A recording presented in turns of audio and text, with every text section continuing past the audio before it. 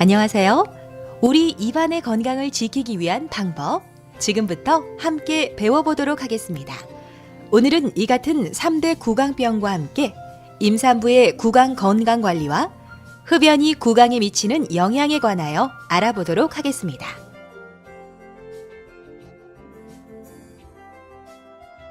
먼저 우리 구강에 존재하는 많은 질환 중 가장 흔한 질환 3가지가 있는데 우리는 그것을 3대 구강병이라고 합니다. 첫 번째로 충치라고 부르는 치아 우식증, 다음으로 잇몸에 생기는 질병인 치주 질환, 그리고 치아가 고르지 못한 부정교합, 이를 3대 구강병이라고 하는데요. 먼저 치아의 구조를 살펴볼까요?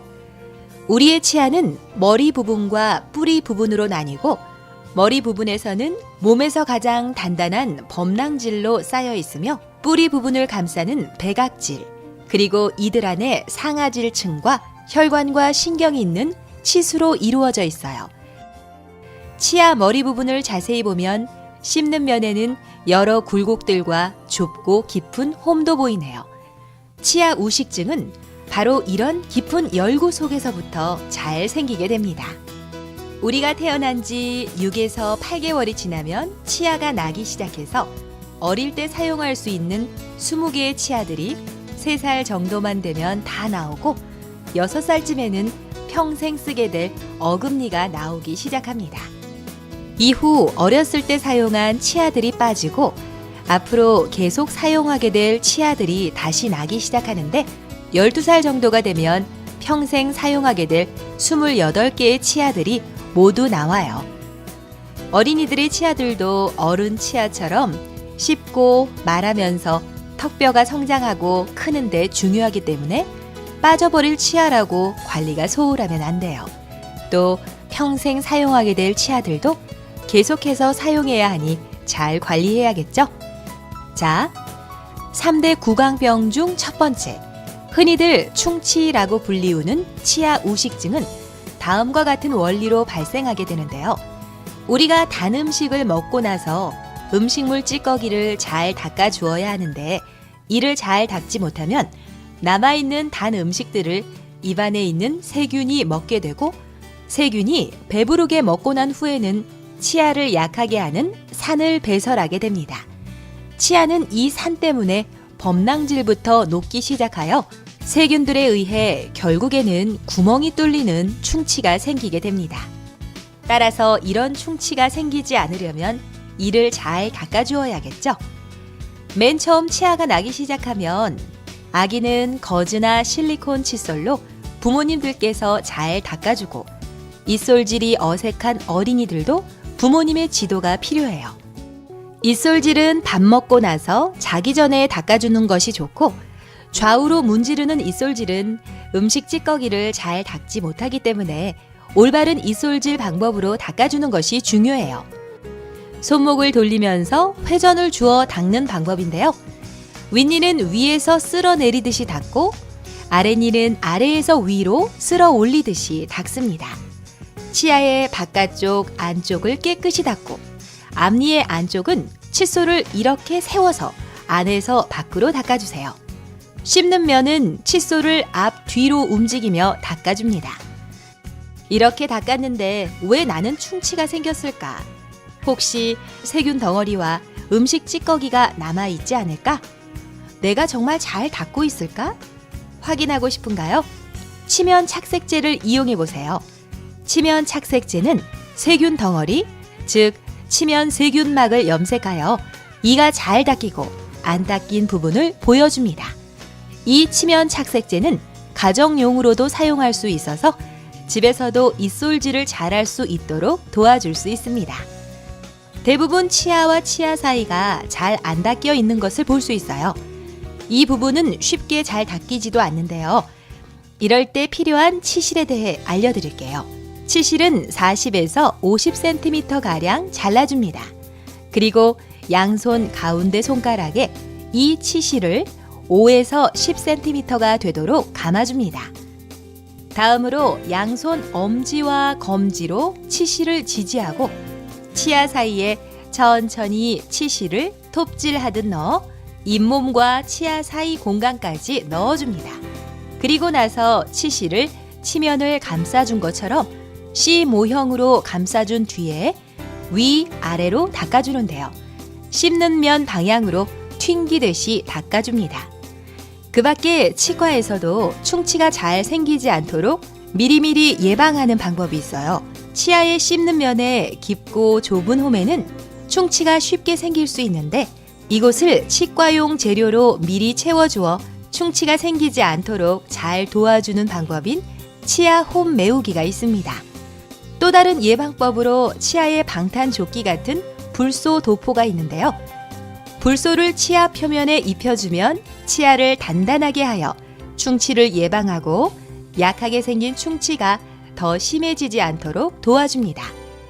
그런데 벌써 충치의 크기가 크고 깊게 있다면, 예방을 할 수 있었던 시기를 놓쳐버렸다면 빠른 시일 내에 치과에 방문하여 충치가 더 진행되지 않도록 치료해 주셔야 해요.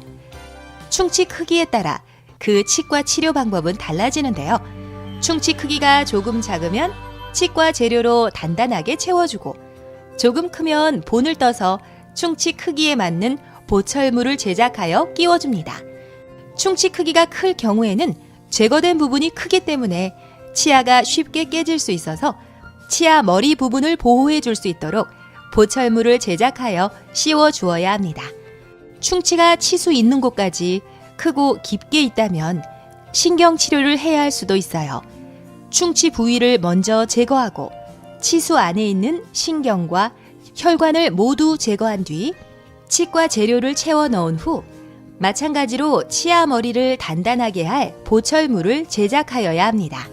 치아 우식증 치료 상태까지 가기 전에 방금 알려드린 방법으로 쉽게 예방하세요. 다음은 잇몸과 그 주위 조직에 생기는 치주 질환입니다. 치아 우식증과 마찬가지로 치주 질환 또한 입안이 청결하지 못하여 발생하는데요. 치아 우식증이 세균들이 산을 만들어서 발생한 것이라면 치주 질환은 세균들이 독성을 만들어서 잇몸에 자극을 주어 발생하게 됩니다. 또한 잘 제거되지 않은 세균 덩어리들과 음식 찌꺼기들이 단단해져 치석이 되면 잇몸을 누르게 되고 이에 따라 자극을 받아 치주 질환이 생기기도 합니다. 이러한 치주 질환 역시 올바른 입솔질과 더불어 치실 등을 사용하여 입안을 청결하게 해주는 예방법이 있습니다. 또한 정기적으로 치과에 내원하여 검진을 받고 치석을 제거하는 스케일링을 통해 치주 질환을 예방할 수 있습니다. 스케일링은 미세한 진동으로 치아 표면에 부착되어 있는 치석과 같은 부착물들을 제거합니다. 이러한 스케일링으로 치아에 손상이 있을 수 있다고 알고 계시는 분도 있는데요. 스케일링을 받은 후 치아 사이 틈이 생겼다거나 혹은 치아 사이가 벌어진다고 느끼시는 분들도 계십니다. 스케일링은 치석만 제거할 뿐이며 치아 사이 틈은 치석이 있던 자리가 떨어져 나간 것이고 이 부분이 벌어졌음을 느끼거나 혹은 일시적인 시린 증상을 호소하시기도 합니다. 치주질환 예방에 가장 중요한 것은 바른 입솔질과 스케일링이라는 것 잊지 마세요. 3대 구강병의 마지막, 바로 부정교합인데요. 치아가 고르지 못하거나 위아래 치아 간의 맞물림이 올바르지 못한 상태를 말합니다. 이러한 부정교합은 대개 유전적이며 간혹 외상을 받았거나 엄지손가락을 빠는 습관, 입으로 호흡을 하는 등의 안 좋은 습관으로도 생길 수 있습니다. 이 외에도 치아가 빨리 빠졌거나 보철물의 불량으로 씹는 것에 이상이 생겨 부정교합이 발생하기도 합니다. 부정교합은 원인과 형태 정도에 따라 그 치료 시기나 방법이 다양합니다. 치과에 내원하여 치열 교정에 관한 전문적인 상담을 통해 치료 시기와 방법을 결정하는 것이 중요합니다. 다음은 예비 엄마들의 구강 건강 관리 방법에 대해 알려드리도록 하겠습니다. 임신을 하게 되면 신체적으로 다양한 변화들이 일어나게 될 텐데요. 일반적인 변화들이 구강 내에 각각 영향을 끼치고 있다는 것을 알고 계신가요? 임신으로 인한 호르몬 변화와 식이 변화, 입덧, 그리고 보다 무거워진 몸으로 인해 움직임이 적어져 구강 건강에 소홀해지게 되는데요. 먼저 임신을 하게 되면 대표적인 성호르몬인 에스트로겐이나 프로게스테론이 작용하여 잇몸의 혈관 등이 증가하며 잇몸이 약해지는 경우가 많습니다. 이때 관리가 잘 안 되는 경우에는 쉽게 염증이 생기게 되는데 이를 임신성 치은염이라 합니다. 임신성 치은염의 원인, 즉 호르몬의 변화라고 할 수 있으며 임신으로 인해 움직임 또한 적어지고 이에 따라 구강 내 건강에 소홀해지면서 치면 세균막의 관리가 불량해지는 것 또한 임신성 치은염의 원인이라고 할 수 있습니다. 증상은 잇몸이 빨갛게 부어있고 피가 나기도 합니다. 출산 후에 자연적으로 없어지는 경우도 있지만 증상이 심한 경우 치과에서 치료를 받아야 합니다. 또 다른 변화로 산모의 입맛이 변화하게 되는데요. 이때 단 음식을 좋아하게 되는 경우가 있기도 하겠죠. 단 음식을 섭취한 후 구강 관리가 제대로 되지 않으면 일반인과 마찬가지로 치아 우식증이나 치주 질환이 생기게 됩니다. 임신을 한 경우 엄마의 치아에서 아이에게로 칼슘이 빠져나가서 엄마 이가 약해진다고 생각하시는 분들이 계십니다. 태아의 성장에 필요한 칼슘은 인부들이 섭취하는 음식에서 주로 공급됩니다. 그러나 음식이나 영양제에서 칼슘이 충분히 공급되지 않으면 인부의 뼛속에 축적되어 있던 칼슘이 빠져나가 태아로 가게 됩니다. 따라서 임신 중에 충분한 칼슘을 복용해야 합니다. 임신 중에 구강 관리가 제대로 되지 않은 경우 조산이나 저체중아를 출산하는 경우가 있으므로 임신 중 구강 관리는 인부뿐만 아니라 태아를 위해서도 매우 중요합니다. 임산부의 가장 좋은 구강 건강 관리법은 임신 전에 최상의 구강 상태를 유지한 후 임신하는 것이 가장 좋습니다.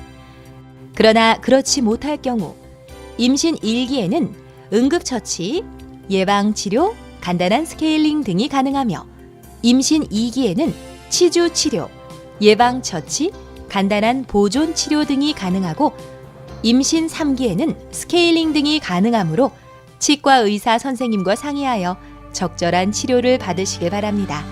임신 중에는 치과 치료를 받을 수 없다고 생각하시고 괴로워도 무조건 참으시는 인부들이 계십니다.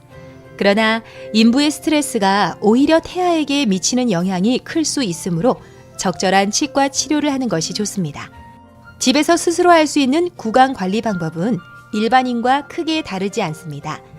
올바른 이솔질, 치실 사용, 구강 세정제 사용인데요. 이보다도 다시 한번 기억하세요. 임신 전에 꼭 구강 건강 상태를 최상으로 유지하세요. 이것이 가장 좋은 구강 건강 관리 방법입니다. 마지막으로 흡연자분들 주목해 주세요. 흡연자의 구강을 보면 니코틴과 타르에 의하여 흑갈색의 착색이 치아에 나타납니다. 이 같은 착색은 잇몸의 염증, 즉 치은염을 증가시키며 치석이 잘 생길 수 있는 환경을 만들어줍니다. 또한 흡연을 하면 타액이 감소하는데 이는 면역 체계를 약화시키고 감염에 노출되기 쉬운 환경을 만듭니다. 치은염과 치석의 장기간 부착은 결국 치주염을 발생시켜 잇몸 뼈를 녹게 만드는 무서운 결과를 초래하기도 하죠.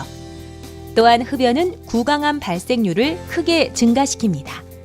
비흡연자에 비하여 흡연자의 구강암 발생률은 최대 18배까지 증가된다는 연구 결과가 있습니다. 구강암은 예후가 좋지 않아 치사율이 높은 암에 속하므로 금연은 반드시 실천해야 합니다. 그 밖에 산모의 직접 흡연이나 간접 흡연은 태아의 구강 내 기형을 유발할 수도 있음에 주의하셔야 합니다. 이러한 산모의 흡연으로 인한 아기의 구강 내 선천성 기형으로는 토순과 구개 파열이 있습니다. 지금까지 3대 구강병을 예방하고 치료하는 방법과 임산부와 흡연자를 위한 구강 건강 관리 방법에 대해 알아보았습니다. 우리 모두 구강이 깨끗하고 건강해지길 바라면서 이상으로 다문화 가정을 위한 구강 건강 교육을 마치겠습니다. 감사합니다.